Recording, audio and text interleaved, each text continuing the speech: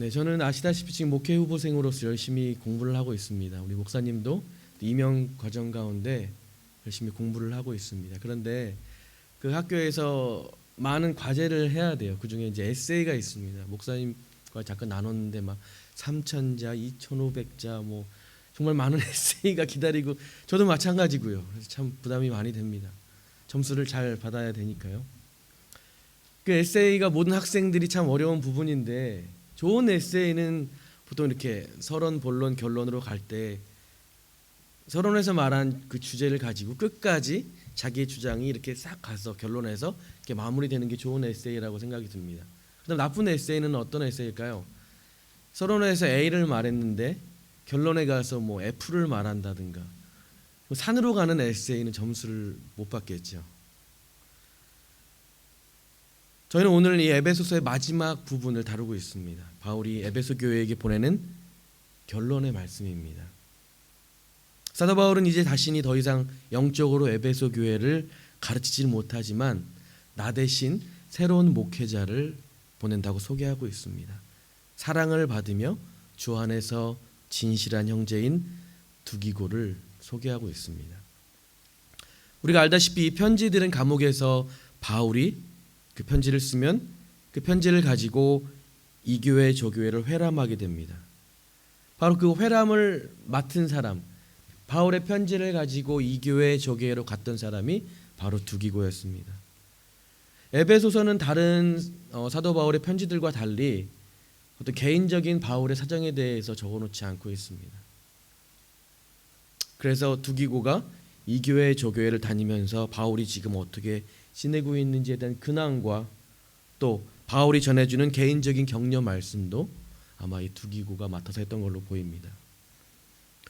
그리고 바울은 마지막 축복의 말씀으로 이 편지를 정리하고 있습니다. 그것이 오늘 본문 23절과 24절의 말씀입니다. 하나님 아버지 하나님과 주 예수 그리스도로부터 평안과 믿음을 겸한 사랑이 형제들에게 있을지어다. 우리 주 예수 그리스도를 변함없이 사랑하는 모든 자에게 은혜가 있을지어다. 이 지금 바울의 축복 속에는 지금까지 바울이 전하고자 했던 복음의 모든 핵심들이 압축되어 있습니다. 하나님과 예수님으로부터 오는 평안과 믿음 그리고 사랑, 이 모든 것들이 예수를 사랑하는 모든 자에게 은혜로 선물해 주시겠다라는 이 한마디 안에 1장부터 6장의 말씀이 다 들어가 있다는 것이죠. 바울은 1장부터 6장까지 한 가지의 주제로 계속해서 이어져 왔습니다. 바로 복음이죠. 여러분은 목사님을 통해서 이 에베소서 1장부터 6장까지의 말씀을 통해서 복음에 대해서 알게 되셨습니까?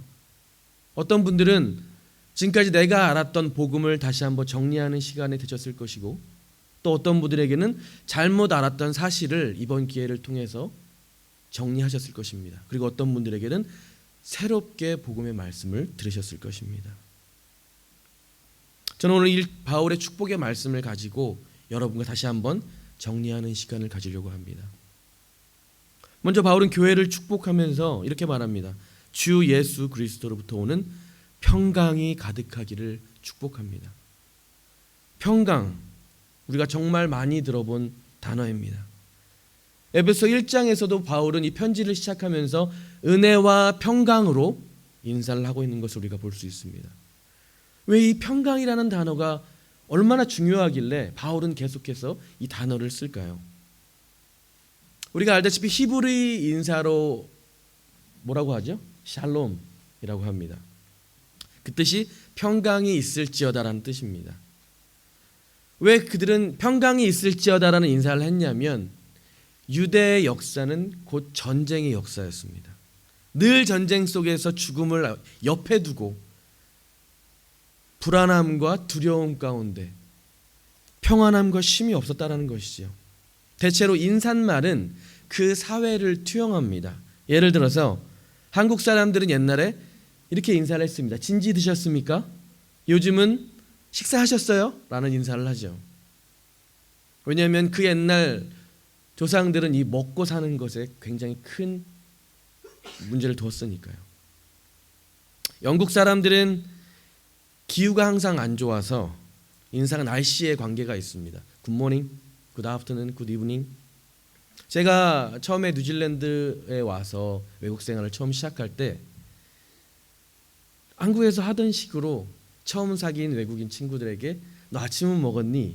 너 점심은 먹었니? 왜 안 먹었니? 먹어야 되지 않겠니? 라고 말을 했을 때 굉장히 저를 이상한 눈으로 쳐다보면서 쟤는 왜 나한테 맨날 이걸 묻는지 하루도 아니고 그 다음 날도 물어보니까 굉장히 왜 물어보는지를 의아한 눈으로 저를 쳐다봤습니다.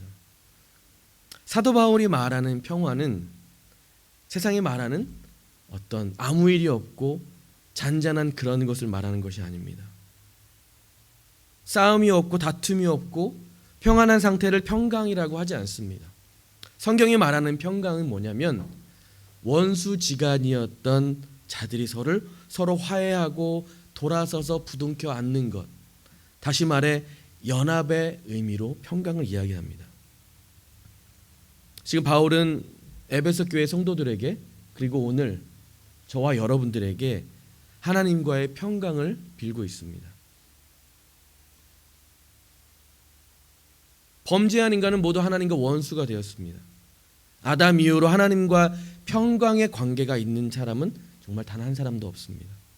그러나 예수 그리스도 안에서 우리는 다시 하나님과 화해하고 연합의 상태가 되었고 우리는 이제 평강의 상태가 되었다라는 것을 바울은 지금 축복하고 또 계속해서 축복을 빌고 있다라는 것입니다. 여러분, 왜 예수 그리스도일까요? 이 그리스도라는 단어 안에 하나님께서 구약에서 약속하신 그 메시아가 그 그리스도이며 하나님께서 그 메시아를 통해 우리에게 주신다고 약속하신 그 평강이 예수로 인해 왔다는 신앙 고백이 그 그리스도라는 단어 안에 담겨 있다는 것입니다. 그리스도는 이름이 아닙니다. 그리스도는 타이틀입니다. 메시아는 히브리어입니다. 이 히브리어 메시아를 헬라어로 바꾸면 크리스토스, 그리스도가 되는 것이지요. 여러분, 세상은 속입니다. 이 세상의 주관자는 사탄입니다. 거짓으로 맞은 사람들을 속이죠. 어떻게 속일까요? 세상을 파라다이스로 만들어보자. 우리가 좀 더 좋은 세상을 만들어보자. 바꿔보자. 우리가 힘을 합하면 이 세상은 반드시 좋은 곳이 될 것이고 천국이 될 것이고 전쟁도 없을 것이고 더 이상 배고픔도 없을 것이야. 너의 하나님도 그렇게 말씀하셨어 라고 속입니다. 근데 하나님은 분명히 예레미야서를 통해서 예언을 해주셨어요. 분명 거짓 선지자들이 나의 말씀을 가지고 너희를 속일 거야 라고 말을 합니다. 우리 예레미야 14장 13절부터 15절 한번 보겠습니다. 우리 다 같이 한번 읽어볼까요? 다 같이 읽겠습니다. 시작.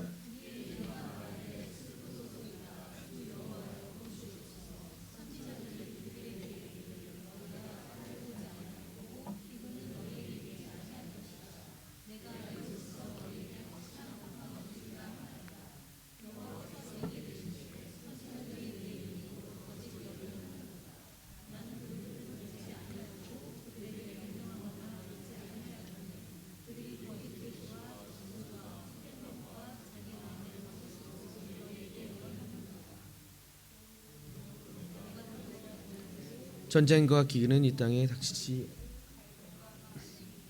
이르지 아니하리라 하는 선지자들에 대하여 여호와께서 이와 같이 말씀하셨노라. 그 선지자들은 칼과 기근에 우리 한 구절 더 보겠습니다. 6장 14절입니다. 다 같이 시작. 백성이 상처를 앓고 있을 때 괜찮다 하고 말하지만 괜찮기는 어디가 괜찮으냐. 이 세상은요, 괜찮아, 다 잘 될 거야, 전쟁도 없고 기근도 없고 다 평안할 거야, 하나님이 그렇게 말씀하셨어 라고 말합니다. 또 백성이 상처를 입어 앓고 있을 때 괜찮아, 다 잘 될 거야, 다 괜찮을 거야 라고 하지만 하나님은 괜찮기는 뭐가 괜찮냐 라고 말씀을 하십니다. 기적도 일으켜요. 병도 낫게 합니다. 이것을 평안이라고 우리를 속입니다. 하지만 하나님은 그게 평강이 아니다라고 지금 말씀하고 계십니다. 병이 낫고 나의 환경이 좋아지고 나의 삶이 편하게 하는 것이 평강이 아니라는 것이지요. 여러분, 속지 마세요. 하나님이 주시는 평강은 그런 평강이 아닙니다. 오늘날도 정말 많은 거짓 선지자들이 이 거짓 평안을 전합니다. 예수 그리스도 이름을 가지고 예수 그리스도를 믿으면 너가 축복받고 소원 이루어지고 네가 하는 모든 일이 잘 될 거야. 병도 안 걸릴 것이고 부자가 될 거야 라는 말로 우리를 속입니다. 정말 많은 사람들이 넘어갔고요. 나중에 컴플레인 합니다. 당신이 분명 그렇게 말했잖아. 교회에 와서 얘기를 해요. 그렇게 된다며 왜 내 삶이 이렇게 망가지고 병 걸리고 망하고 이래? 다 떠나게 됩니다. 사단의 목적이죠. 성경이 말하는 평안은 그런 평안이 아닙니다. 오히려 물질적, 공간적 편함들이 내게 주어져 있지 않을 때에도 사라지지 않는 하늘의 것, 그것을 우리는 평안이라고 부릅니다. 예수님은 요한복음에서 이렇게 말씀하십니다. 평안을 너희에게 끼치노니 곧 나의 평안을 너희에게 주노라. 내가 너희에게 주는 것은 세상이 주는 것 같이 아니하리라. 너희는 마음에 근심도 말고 두려워하지도 말라. 우리는 하나님의 백성으로서 예수 때문에 손해보고 예수 때문에 고난을 당하고 예수 때문에 멸시받는 것을 평강이 임한 그리스도의 삶이라고 부릅니다. 그렇게 당하면서도, 그렇게 아파하면서도, 그렇게 힘든 상황에 있으면서도 우리의 마음은 기쁘고 우리의 마음이 요동치지 않고 잔잔한 것, 그것이 바로 성경이 말하는 진정한 평강이라는 것입니다. 당연히 세상은 그 평강을 이해할 수 없고 받아들여지지도 않습니다. 왜냐하면 이 평강은 하나님이 은혜로 주신 선물이기 때문에 그렇습니다. 세상이 갖고 있는 것은 전부 물질적이고 공간적입니다. 생각을 해보세요. 그러한 것부터 주어지는 평안은 진정한 평안이 아닙니다. 오직 하나님으로부터 부어지는 은혜, 그 안에 담겨있는 평안만이 진정으로 우리를 잔잔케 하고 요동치지 않게 만들 수 있다는 것입니다. 한번 생각을 해보세요. 바울은 지금 감옥에서 이 편지를 쓰고 있습니다. 제가 이 당시에 감옥에 대해 설명을 해드린 적이 있나요? 지금 사도 바울이 있는 감옥은 앞이 뚫려 있어요. 밀물과 썰물이 왔다 갔다 합니다. 물이 들어올 때는 잠을 못 자겠죠. 축축하겠죠. 어떻게 할 수가 없겠죠. 병이 있겠죠. 아프고 죽음을 기다리는 그런 상황입니다. 소망이 없는, 희망이 없는, 더럽고 축축하고 죽음을 기다리는 그곳에서 지금 바울은 내 안에 평강이 넘친다. 이 평강을 너에게 전해주고 싶고 이 평강이 너에게 있기를 축복한다라고 지금 편지를 쓰고 있습니다. 같은 옥중서시인 골로새 3장을 보면 이렇게 말합니다. 그리스도의 평강이 너의 마음을 주장하게 하라. 평강을 위하여 너희가 한 몸으로 부르심을 받았나니 또한 너희는 감사하는 자가 되라. 우리는 예수 그리스도의 십자가로 인해서 하나님과 화목하게 되어 평강을 얻은 자들입니다. 골로새서는 지금 너희가 한 몸으로 부르심을 받았다고 합니다. 이 말은 당연히 우리가 하나님과 화목하게 되었고 하나님과 평안한 상태에 되었다면 이제 한 몸인 우리 주변의 사람들, 나와 같이 신앙생활을 하는 집사님, 형제님, 집사님들 또한 같이 평강을 누리라고 합니다. 평강을 빌라고 합니다. 여러분 평안하십니까? 우리 옆 사람 바라보시면서 이렇게 평강을 한번 빌어주시는 건 어떨까요? 당신의 삶에 평강이 있기를 축복합니다. 우리 옆 사람 바라보시면서 당신의 삶에 평강이 있기를 축복합니다. 정말로 그리스도의 평강이 여러분 안에 넘치시기를 축복합니다. 두 번째로 믿음입니다. 주 예수로부터 오는 믿음입니다. 여러분 믿음은 하나님을 기쁘시게 합니다. 반대로 믿음이 없이는 절대로 하나님을 기쁘시게 할 수 없습니다. 이것을 믿음장으로 불리는 히브리서 11장의 말씀이죠. 오직 믿음만이 하나님 앞에 담대하게 나갈 수 있습니다. 에베소 3장에 보시면 바울은 이렇게 말합니다. 우리가 그 안에서 그를 믿음으로 말미암아 담대함과 확신을 가지고 하나님께 나아감을 얻었느니라. 다시 말해서 우리가 예수 그리스도를 믿음으로만 오직 이 예배 자리에 나올 수 있습니다. 예수 그리스도를 믿음으로써 이 예배 자리에 나와 주님을 찬양하고 주님께 감사하고 주님께 죄 용서를 구하고 주님께 은혜를 받을 수 있다는 것입니다. 가장 중요한 것, 예수 그리스도를 믿는 믿음으로만 이 세상을 이길 힘을 받을 수가 있습니다. 여러분, 주님은 항상 모든 상황 가운데 우리에게 믿음을 요구하십니다. 어려운 상황에 있던, 좋은 상황에 있던 예수님은 항상 물어보십니다. 너희의 믿음이 어디 있느냐? 하나님은 우리의 믿음이 자라기를 원하십니다. 그래서 우리를 믿음이 자랄 수 있는 그 상황으로 던져놓습니다. 우리가 잘 아는 마가복음 5장에 보면 야이로라는 사람이 나옵니다. 회당장이라고 불리우죠. 그의 딸이 지금 죽어가고 있어요. 그래서 예수님께 달려가서 내 딸을 고쳐달라고 말합니다. 예수님은 가자라고 하시고 같이 갑니다. 하지만 그 가는 길 중에 혈루병을 걸린 여인을 만나게 되죠. 지금 한시가 급한 상황인데 예수님은 그 여인을 붙들고 그 여인과 얘기를 하면서 그 여인의 병을 고쳐줍니다. 그 사이에 무슨 일이 벌어나죠? 그 야이로의 딸이 죽게 됩니다. 근데 예수님은 야이로에게 말씀하시죠. 두려워 말고 믿기만 하라. 여러분, 야이로가 어떻게 예수님을 알았을까요? 소문으로 들었습니다. 하나님의 아들이시라고, 구원자시라고, 지금 치유와 기적의 역사를 펼치고 계신다. 야이로는 자기 딸이 오직 그분만이 자기 딸을 살리실 것을 믿었습니다. 그리고 그 믿음을 가지고 예수님께 나아가죠. 그런데 그 바쁜 와중에 예수님은 혈루증에 만난 여인을 만나서 그 갈 길을 지체하게 만들었습니다. 그 시간에 그 딸이 죽었어요. 1분 1초가 아까웠던 시간에 예수님은 그 여인 때문에 자기 딸을 죽게 만들었습니다. 모든 것을 포기하고 있는 그때 하나님은 말씀하시죠. 두려워 말고 믿기만 해라. 아니, 믿는 것도 어떤 신랄 같은 희망이 있어야, 숨이라도 붙어 있어야죠. 이제 딸의 숨이 끊어졌는데 뭘 믿으라는 것입니까? 이제 그 딸이 자라나서 결혼도 하고 선자도 보여주고 그래야 될 그 딸이 죽을 병이 들어서 생사를 해먹고 있을 때 찾아간 그 예수라는 사람, 그 사람이 그 오는 길에 지체하는 그 이유 때문에 자신의 딸이 죽었다는 것입니다. 그런 그 상황에서 주님은 믿음을 요구하십니다. 여러분, 나사로의 이야기 아시나요? 나사로는 예수님과 정말 친한 친구 사이였습니다. 나사로의 누이들이 달려왔죠. 나사로가 죽어갑니다. 근데 예수님은 지체하셨어요. 그리고 나사로는 죽었고 이미 장사가 치러지고 무덤 안에 들어가게 되었죠. 그런데 말씀하십니다. 너희가 믿으면 하나님의 영광을 보리라.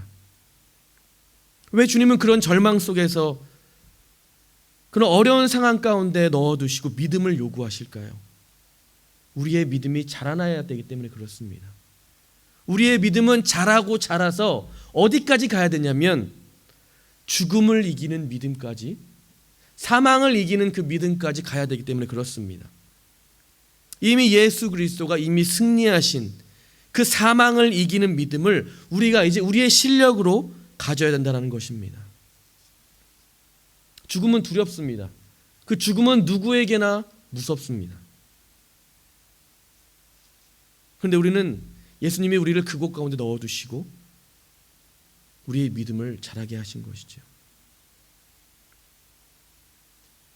여러분, 왜 아브라함에게 자식을 주신다고 약속하셨고 100세가 되도록 인간적인 몸으로는 절대로 애를 생산할 수 없는 그런 몸으로 만드실 때까지 놔두셨을까요?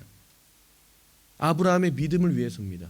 왜 한나의 태를 열어주지 않으셔서 그렇게 절망 속에서 있게 놔두셨을까요? 한나의 믿음을 위해서입니다. 야이로에게도 똑같습니다.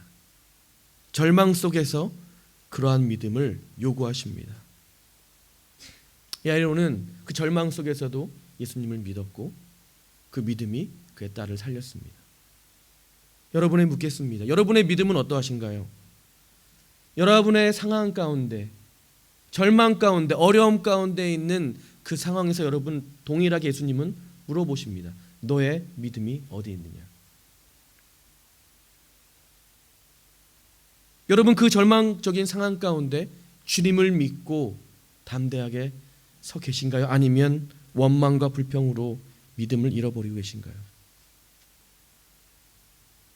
에베소서는 크게, 정말 크게 두 부분으로 나누자면 어떻게 예수 그리스도를 통해서 우리가 하나님의 자녀가 됐는지와 어떻게 예수 그리스도를 통해서 하나님의 자녀로 살아갈 수 있나를 말하고 있는 책입니다. 우리는 창세전에 하나님의 기쁘신 뜻대로 예수 그리스도 안에서 하나님의 자녀가 되었습니다. 하나님의 뜻은 여러분이 하나님의 영광과 찬송이 되기를 원하셨습니다. 우리가 하나님의 영광과 찬송이 되는 하나님의 뜻대로 살기 위해서는 우리에게 반드시 필요한 것이 바로 이 평강과 믿음입니다.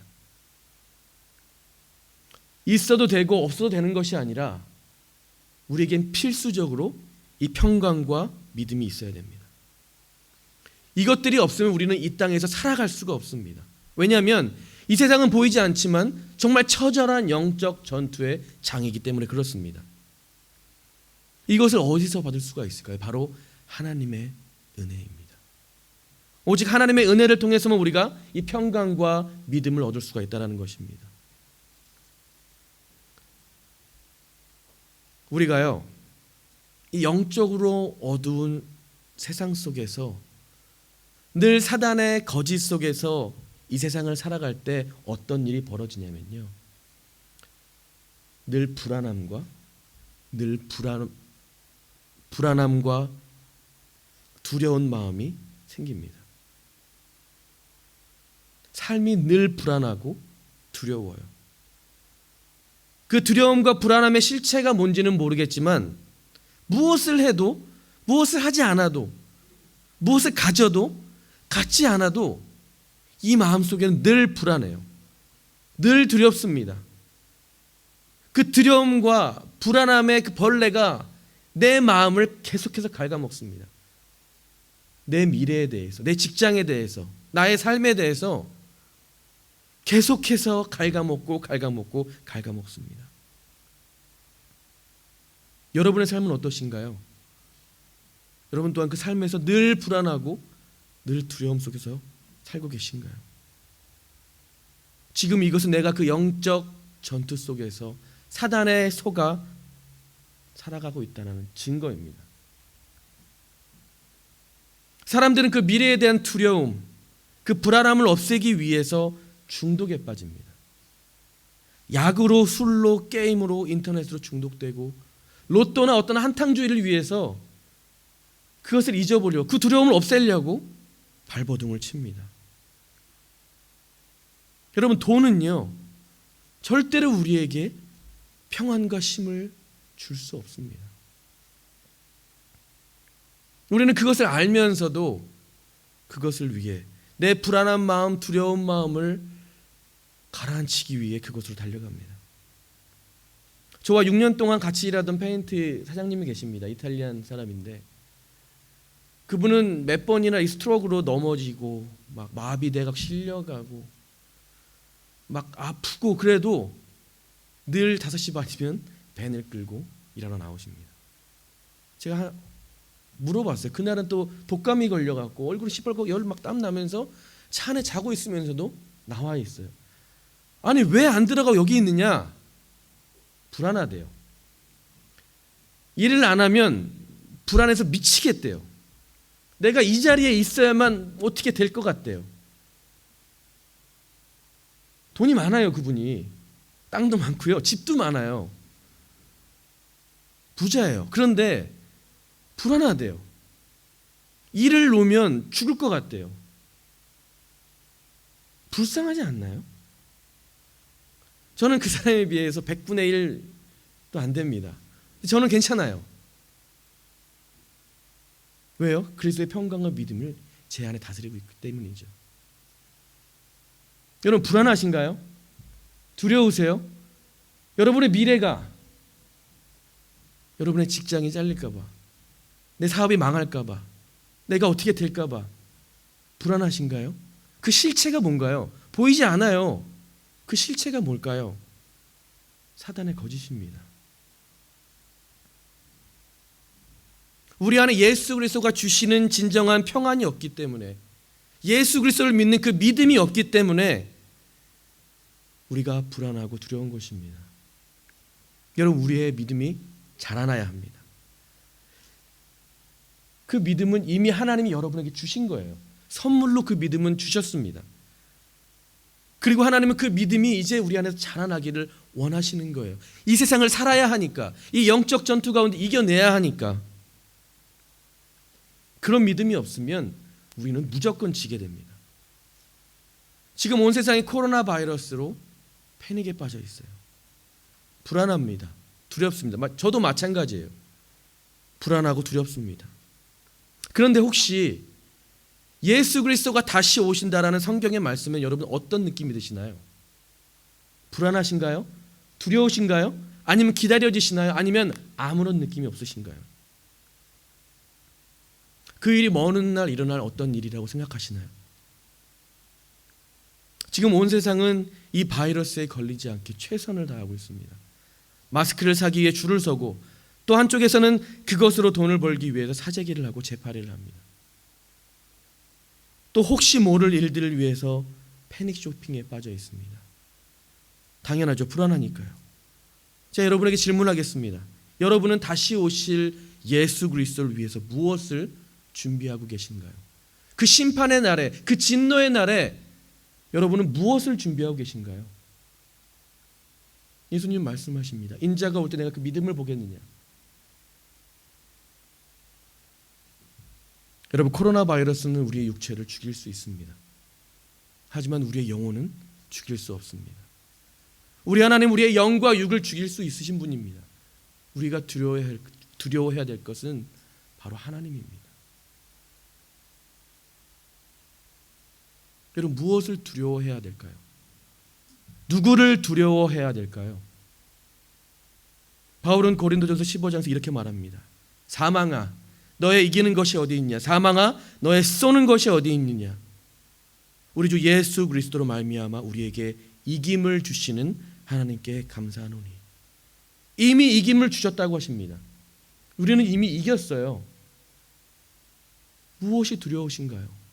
무엇이 불안하세요? 우리는 이 사망을 발로 밟아 이기신 예수 그리스도로 인해서 그 사망을 이긴 존재들입니다. 이미 이겼다고요. 죽음은요, 사망은 끝이 아닙니다. 하나님과 영원한 교제로 들어가는 문입니다. 사단의 거짓에 속지 마세요. 불안과 두려움에서 평강과 믿음으로 굳건히 서셔야 됩니다. 여러분, 우리는 어느 때보다도 그리스도께서 주시는 평강과 믿음이 필요합니다. 그리고 그것을 위해서 하나님께서 부어주시는 은혜를 매 순간 간구해야 합니다. 우리가 살아가는 모든 부분에서 하나님께서는 은혜를 부어주십니다. 하지만 특별히 말씀을 듣고 기도를 하고 주님께 찬양을 하고 우리가 세례와 성찬을 할 때 하나님은 그 은혜의 통로로서 우리에게 평강과 믿음을 허락해 주십니다. 우리는 삶의 모든 순간에서 하나님의 은혜를 구해야 합니다. 또 평강과 믿음을 위해서 주님께 온 마음과 정성으로 예배를 드리고 세례와 성찬에 임해야 합니다. 오직 주님께서만 우리에게 은혜 안에 평강과 믿음을 주실 수 있기 때문에 그렇습니다.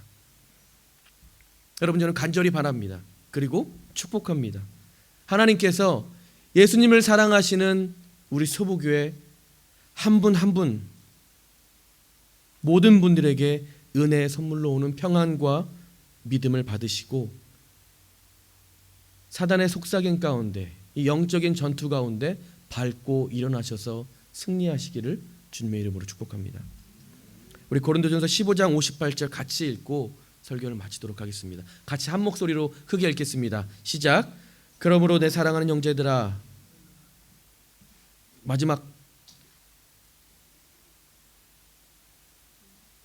같이 읽겠습니다. 시작. 그러므로 내 사랑하는 형제들아, 경고하며 흔들리지 말며 항상 주의 일에 더 힘쓰는 자들이 되라. 이는 너의 수고가 주 안에서 헛되지 않은 줄을 알미니라. 기도하겠습니다. 하나님, 오늘도 귀한 말씀 주셔서 감사합니다. 에베소 강해를 통해 다시 한번 예수 그리스도의 복음을 듣게 하시고 믿게 해주신 그 크신 은혜를 감사드립니다.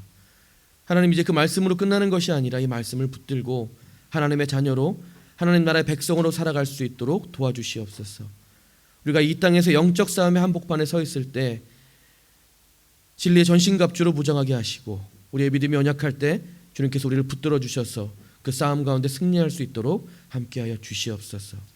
우리의 삶 가운데 평안과 믿음이 연약한 지체들에게 주님 은혜 부어 주셔서 주님 안에서 믿음으로 승리하며 살아갈 수 있도록 주님 축복하여 주시옵소서. 감사드리며 예수님의 이름으로 기도드렸습니다. 아멘.